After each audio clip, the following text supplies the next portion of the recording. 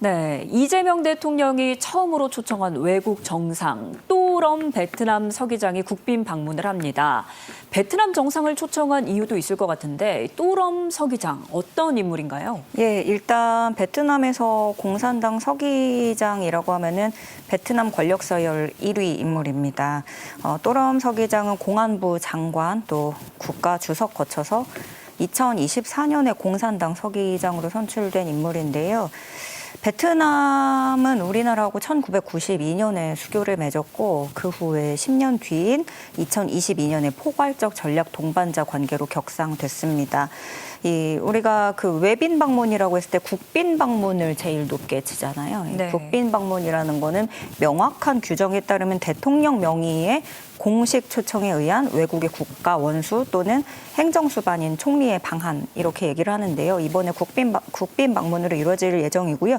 일단 오는 10일부터 13일까지 나흘간의 국빈 방문입니다. 11일에는 정상회담과 또 국빈 만찬을 진행하게 되고요. 우리 새 정부 출범 후에 방한하는 외국 정상 처음 있는 일이고 또 베트남 서기장이 방한하는 거는 11년 만의 일입니다. 네, 또럼 베트남 서기장의 국빈 방한과 관련한 대통령실의 브리핑 듣고 대담 이어가겠습니다. 또럼 당 서기장은 새 정부 출범 후 방한하는 첫 외국 정상입니다.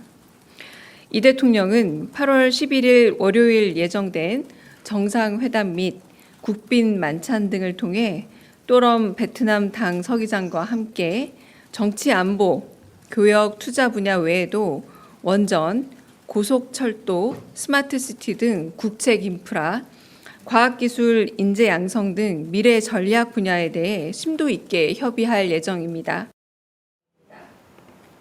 네, 이 대통령이 베트남을 사돈의 나라다 이렇게 표현을 했더라고요. 그만큼 베트남과의 관계가 더 친밀하게 느끼고 그만큼 중요하게 생각한다라는 거겠죠? 네, 그렇습니다. 아시다시피 지금 결혼으로 이렇게 베트남하고 엮여 있는 가정들도 굉장히 많고 네. 그렇잖아요. 그런 의미에서 사돈의 나라라고 표현을 한 것 같은데 일단 베트남 국영통신사인 VNA와의 서면 인터뷰가 있었습니다. 서기장의 방한이 양국 관계의 현재와 미래에 어떤 의미를 갖는지 이런 질문이 있었는데요. 이재명 대통령은 양국 관계가 기존의 교역 투자 중심의 협력에 더해서 국책 인프라, 과학기술, 인재 양성 등 미래 전략 분야의 협력으로 한 단계 도약하게 될 것이라고 설명했습니다. 무엇보다 새 정부가 맞이하는 첫 외빈 행사이기도 하고 국빈 행사인 만큼 이것은 대한민국이 베트남과의 관계를 매우 중시하고 있다는 거고 양국과의 포괄적 전략 동반자 관계를 미래지향적으로 발전시키겠다는 의지를 보여주는 방증이라는 부분도 강조했습니다. 또 베트남의 다낭이 많이들 들어보셨을 거예요. 경기도 다낭시다 네. 이런 얘기를 하잖아요. 그만큼 한국인들이 베트남이 되게 좋아하는 관광지이기도 하고 요즘에는 다낭뿐만이 아니라 그 나트랑이나 푸꾸옥 이런 데도 정말 한국인들이 많이 가시고 맞아요. 어떤 여론조사에 봐도 한국인이 사랑하는 여행지 해가지고 이렇게 베트남이 꼭 상위권에 올라 있는데 그런 부분들을 얘기를 한 거죠. 그러니까 결국에 그거는 양국 간의 어떠한 문화라든가 인적 교류 더 앞으로 왕성하게 해보자라는 이야기를 꺼낸 거고요. 또 역으로 아까도 말씀드렸지만 결혼 이주 여성도 많이 있고 베트남에서 한국으로 와서 일하고 있는 그런 것도 많으면서 이제 관계가 깊기 때문에 앞으로도 좀 더 호혜적인 관계를 더 발전시켜 나가자라는 취지로 풀이됩니다. 네, 한 베트남 정상회담은 오는 11일에 열리게 되는데요. 그러면 어떤 내용들이 테이블에 오를까요? 정치 안보 기본으로 오르고 교역 투자 분야, 또 원전, 고속철도, 스마트시티 같은 이런 국책 인프라 포함이 될 것 같고요. 과학기술 인재 양성을 포함해서 미래 전략 분야에 대해서도 논의할 것으로 전망되고 있습니다. 우리가 지난달에 대통령 특사단을 베트남으로 보내서 또럼 서기장을 예방을 했고 친서를 전달했어요. 그런 과정들이 이번에 방한으로 국빈 방문으로 이어지게 된 것 같고요. 네. 또 이제 베트남이 원전에도 관심을 갖고 있고 고속철도라든가 주요 국책 사업들을 예정해 둔 게 많기 때문에 그 부분에 있어서 우리나라의 참여 부분을 좀 적극적으로 요청할 것으로 보여집니다.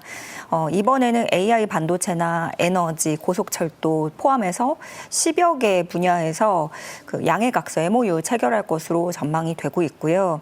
회담에서는 또 경제뿐만이 아니라 문화예술 분야에서 협력 방안도 논의될 것으로 보여지는데 아주 뭐 구체적인 얘기 의제가 다 뭐 정해진 거는 아니지만 또람 서기장 부부가 문화예술 분야에 관심이 되게 많다고 하더라고요. 네. 특히나 좀 뭐 가보고 싶은 곳에 대해서 요청을 한 부분도 있다고 하고 만나고 싶은 사람도 있다고 하니까 그래서 좀 한국에 와서 가보고 싶은 곳, 만나고 싶은 사람들 이런 것들을 좀 그 최대한 이제 고려를 해서 우리도 그 부분을 맞춰서 디테일을 준비할 것으로 보여집니다. 네, 또 베트남에는 우리 기업들이 정말 많이 진출을 네. 해 있잖아요. 그래서 그런지 이번 국빈 만찬에 재계에서도 총 출동을 한다고 하는데요. 경제 협력 방안 아무래도 많이 논의되겠죠? 네, 삼성전자 비롯해서 우리나라 공장들이 베트남 현지에 정말 상당수 진출해 있는데요. 네. 특히 베트남도 이번에 그 트럼프발 관세를 고율로 맞게 됐어요. 네. 최소 20% 이렇게 되니까 그러면은 우리 기업들이 거기 가 있는 현지 공장도 그 베트남이 받는 관세의 영향을 받게 되는 거죠. 우리 가전 분야 특히 이 생산 기지로서 변수가 커진 만큼 양국 간의 그 관세에 대한 논의도 굉장히 절실해 보이고요. 12일에는 한국 베트남 비즈니스 포럼을 열게 됩니다. 그래서 공급망과 첨단 에너지에서의 협력을 논의할 예정인데요. 그 또 베트남이 그 남북으로 굉장히 길게 뻗은 나라잖아요. 네. 그래서 도시 간에 이동하기가 굉장히 어려운 나라입니다. 그래서 이렇게 위아래로 오갈 수 있는 고속철도, 원전 이런 대형 프로젝트를 추진하고 있기 때문에 우리도 사업에 참여할 수 있게끔 이번 만남이 어떤 그 앞으로의 성과로 이어질 수도 있겠고요. 이번 이재명 대통령하고 또람 서기장 국빈 만찬에 경제 단체장들과 재계 총수들도 참석할 예정입니다. 그 최태원 대한상공회의소 회장 비롯해서 경제 6단체장 참석하고요. 네. 또 베트남 생산기지 두고 있는 삼성전자, 현대차, LG, 두산, 롯데포스코, 한화 등등 재계 총수들도 초청 명단에 포함이 됐습니다. 여러 경제 현안에 대한 협력 방안이 구체적으로 논의되는 데다가 여기에 이제 주요 그룹 총수들도 참석을 하기 때문에 그런 만큼 향후 국내 기업들의 그런 베트남 진출이 더 또 활발해질 수 있는 계기를 만들 수 있을 거라는 전망, 그런 기대감도 나오고 있습니다. 네, 아무래도 이번 방문을 통해서 이재명 정부의 아세안 외교 전략이 조금 더 뚜렷하게 드러날 거다 이런 기대도 많은데 어떤 점을 좀 주목해서 봐야 할까요? 그러니까 이 최근 수년 사이에 그 미중 갈등이 격화되고 있고 이거는 트럼프 일기 행정부 때도 마찬가지였고요.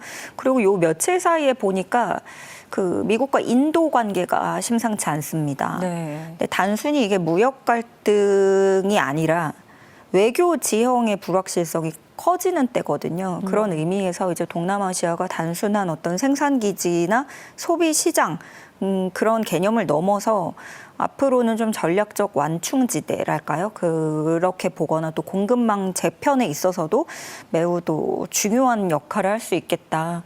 요렇게 보는 시각들이 있거든요.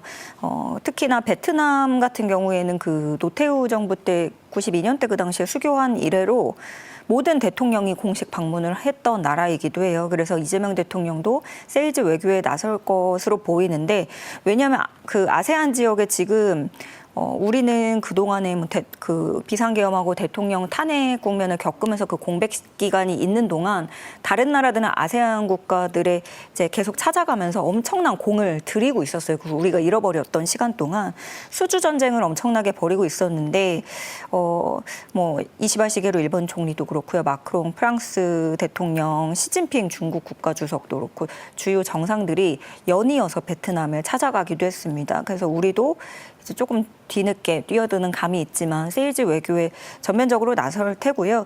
전문가들은 또 이 우리나라가 정책을 통해서 아세안 국가를 중요하게 여기고 있다라는 점을 일관되게 알릴 필요가 있다고 제언을 하고 있습니다.